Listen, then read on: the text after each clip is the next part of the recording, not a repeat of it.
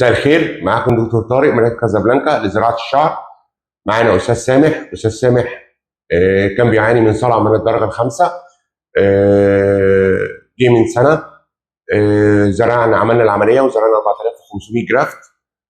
ودي الحمد لله النتيجه بعد سنه من تاريخ العمليه. دي كانت صوره قبل.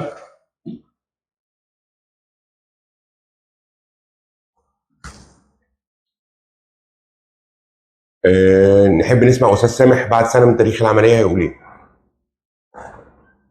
مساء الخير.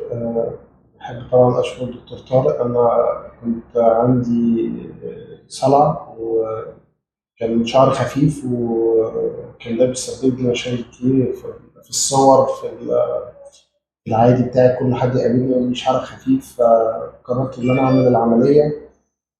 بصراحة جيت المركز وعملت العملية من سنة تقريبا، وخلال السنة كان في متابعات وجلسات بلازما وخلايا. وزي ما انتم شايفين النتيجة الحمد لله بالنسبة لي مرضية جدا. وبرشح كل أصحابي طبعا اللي يحبوا طبعا يجوا المركز. هنا المركز محترم وفي أمان يعني. ميرسي ليك جدا يا استاذ سامح، نورتنا. شكرا.